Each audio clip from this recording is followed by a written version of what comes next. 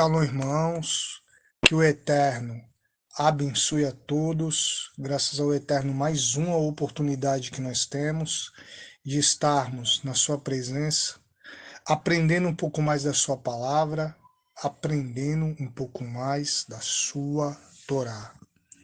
Irmãos, nessa oportunidade nós vamos estar falando do livre-arbítrio, da livre escolha, ok? Da má inclinação da nossa alma. A gente vai estar trazendo aqui um conhecimento dentro do contexto judaico. Esse estudo ele vai ser bênção para a tua vida espiritual, com certeza. Será mesmo, irmãos, que nós dirigimos a nossa vida? O que as escrituras falam sobre isso, né? Nós afirmamos que o Eterno é quem guia nossos passos, mas isso nos exime da responsabilidade por nossas escolhas? Esse assunto é muito relevante, principalmente antes de Rosh Hashanah, né? Em Yom Kippur, quando nós seremos submetidos ao julgamento divino, tendo que prestar contas de nossas ações no ano que passou e pedir que o próximo ano seja um ano bom, doce e abençoado para nossas vidas. Dentro do contexto judaico, o livre-arbítrio ele implica em estar-se consciente das diferenças entre os desejos do corpo e as aspirações da alma. A alma é o verdadeiro ser humano. Segundo o Pirkei Avot 3,18, diz assim: o Eterno criou o mundo para dá-lo aos seres humanos. Ele deseja dar-nos tudo o que há de bom no mundo. Vamos ler aqui alguns versos, bem interessante, né? Em Gênesis capítulo 2, verso 15 e 17, diz assim: o Eterno colocou o homem no jardim para cuidar dele e cultivá-lo.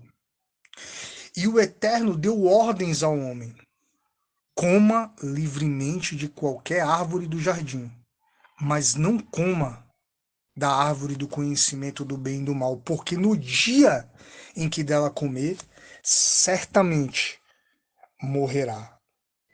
A gente vê aqui claramente, né, a livre escolha, o livre arbítrio do homem, né, caracterizado aqui nesse texto. O Eterno deu uma oportunidade para o homem escolher fazer o que era certo.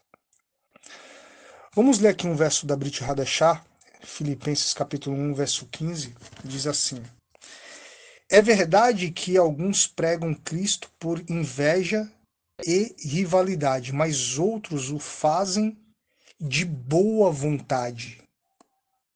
Outros querem falar de Yeshua, querem falar do Mashiach, né? Tem essa inclinação, esse desejo. Estão livres e fazem porque têm amor em pregar a palavra. É como o Shaul Hachalia fala, né?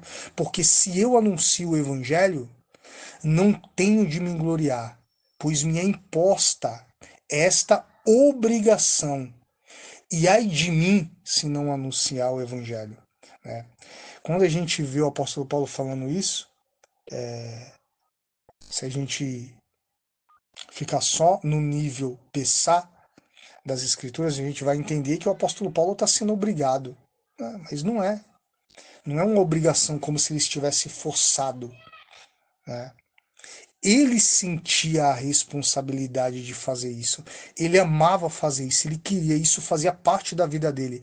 Tanto que chegou um momento que o apóstolo Shaul Hashali, ele fala: para mim morrer é Cristo. Ele nem queria mais ficar nesse mundo. Ele queria ir para junto do Eterno. Mas por conta da sua missão, então, né? É lógico que nós, irmãos, nós não vamos ter a autoridade que Shaul Hachalia tem, né? Acredito que ninguém vai se colocar ao mesmo nível de Paulo, mas nós temos a obrigação de exercer a função de um pregador também. Ok? Vamos ler aqui Salmo 141, 4.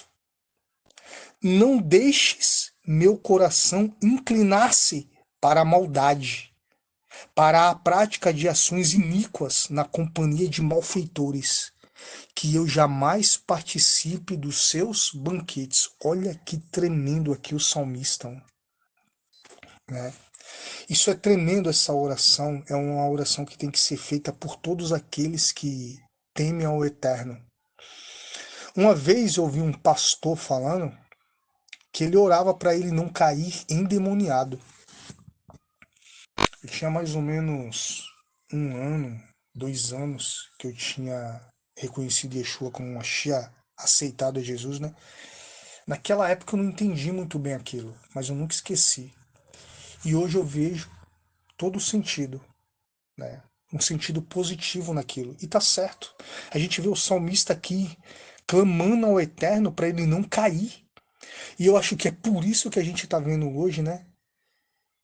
Muitos líderes religiosos aí, praticamente com o corpo inteiro no inferno. Porque eles não oram para que o Eterno venha guardá-los de coisas ruins, de cair, de fazer maldades.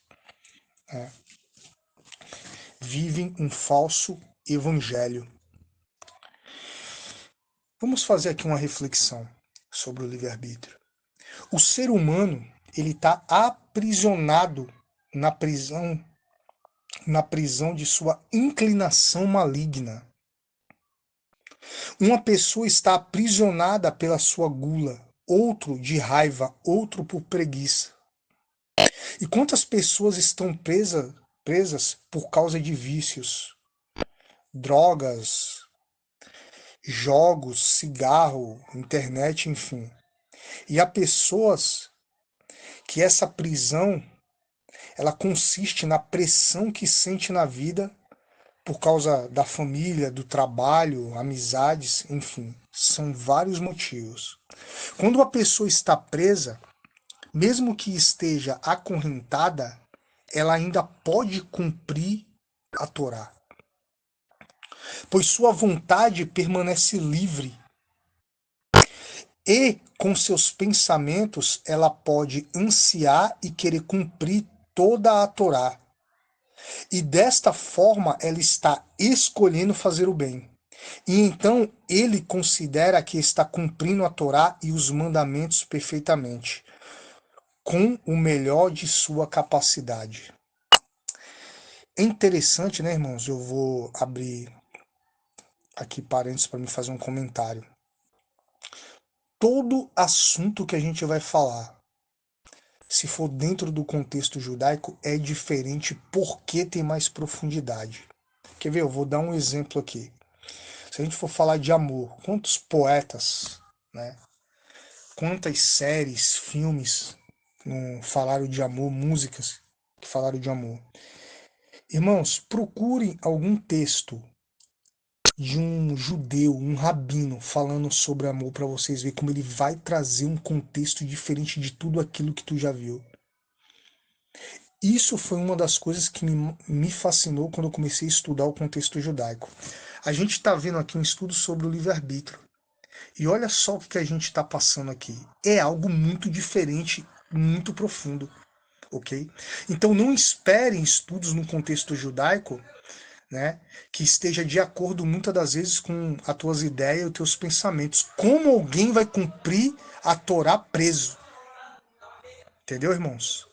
Então, aqui tem profundidade. Aqui é onde? Dentro do contexto judaico. Cada um está aprisionado na prisão das suas paixões físicas e dos seus maus hábitos. Okay? O Pirkei Avot, capítulo 2, verso 4, diz assim: faça a sua vontade, a sua vontade. Faça com que a sua vontade seja a dele, a do Eterno. Substitua a sua vontade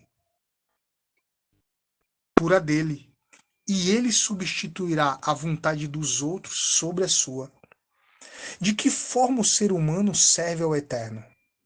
primeiro de tudo, ele deve saber o que o Eterno quer. E ele mesmo quer isso.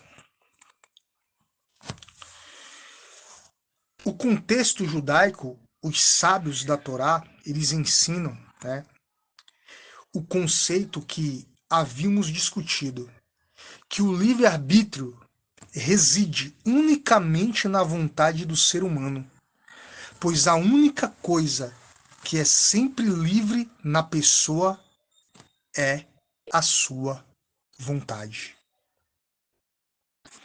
Irmãos, que o Eterno coloque no nosso coração um desejo e que nós se esforce nas nossas orações para que a gente venha realmente ter a vontade verdadeira, uma kavaná, uma intenção verdadeira de cumprir os mandamentos do Eterno, ok? O Eterno conhece o desejo do meu coração. Eu quero fazer o que por esse ano, ok? Talvez eu não consiga, ou melhor, eu não vou conseguir fazer da maneira correta porque eu vou estar trabalhando, mas eu posso fazer alguma coisa, ok? Esse é meu desejo. Eu sou livre para cumprir os mandamentos do Eterno. Não consigo fazer da maneira que deve ser feita, mas não vou ignorar, ok? Está chegando em Yom Kippur. Que o Eterno nos abençoe, irmãos. Nos dê graça para continuar caminhando. Shalom, shalom. Que o Eterno abençoe a todos.